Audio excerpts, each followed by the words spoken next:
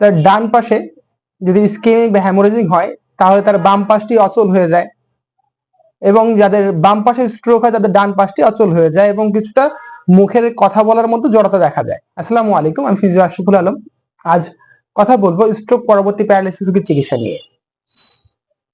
যদি দেখেন একজন সুস্থ ব্যক্তি হঠাৎ করেই তার মুখে খাবার বা পানি পড়ে যাচ্ছে, কথা বলতে জড়তা চলে আসছে, হঠাৎ করেই তার হাত কিংবা পা বা তার একটি পাশ অবশ হয়ে যাচ্ছে, তাহলে যত দ্রুত সম্ভব তাকে নিয়ে এমন একটি হসপিটালে যাবেন যেখানে সিটি স্ক্যান করার ব্যবস্থা থাকবে এবং একজন নিউরোলজিস্ট এর তত্ত্বাবধানে যত দ্রুত সম্ভব তার সিটি স্ক্যানটি করিয়ে নেবেন এবং পরবর্তীতে একজন নিউরোলজিস্ট তার কন্ডিশনের উপর ভিত্তি করে মেডিসিন প্রেসক্রাইব করে প্যারালাইসিস রোগীটিকে একজন ফিজিওথেরাপিস্টের শরণাপন্ন হওয়ার পরামর্শ দিলেন।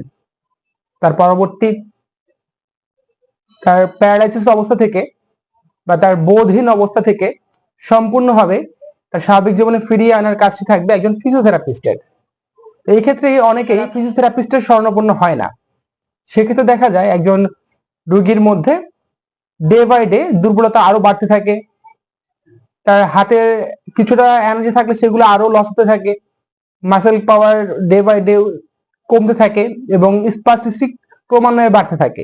যত দ্রুত সম্ভব একজন ফিজিওথেরাপিস্ট তার চিকিৎসা শুরু করবেন ততটাই সম্ভাবনা থাকে তার দ্রুত সুস্থ হয়ে আসা। একজন ফিজিওথেরাপিস্টের এই ক্ষেত্রে সর্বপ্রথম কাজ থাকে যে বডি পার্টটিতে ব্লাড সার্কুলেশন হচ্ছে না ব্রেনের ডিসফাংশনের কারণে, সেই পার্টটিতে প্যাসিভলি ব্লাড সার্কুলেশন সচল রাখা, যাতে এখানে কোনো ধরনের ডিফর্মিটি তৈরি না হয়।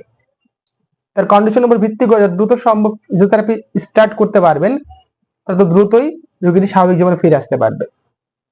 এবং এক্ষেত্রে অনেক সময় দেখা যায় যে ফিজিওথেরাপি নেওয়ার পরও অনেক রোগী স্বাভাবিক জীবনে ফিরে আসতে পারে না। যদি প্রপারলি মাসল ফাংশন করা না হয় তবেই কিন্তু এখানে ডিফর্মিটি তৈরি হয় এবং পরবর্তীতে রোগীর স্বাভাবিক জীবনে ফিরে আসাটা আরো কঠিন হয়ে দাঁড়ায়।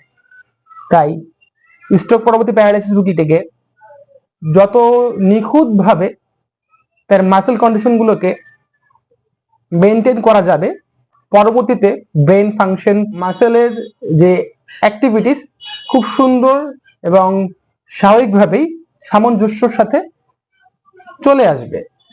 তবে যদি এই প্রাথমিক অবস্থায় এর ত্রুটি দেখা যায় বা প্রপারলি মাসেল ফাংশন না করা যায়, পরবর্তীতে রোগীর মধ্যে ডিফর্মিটি থেকেই যায়।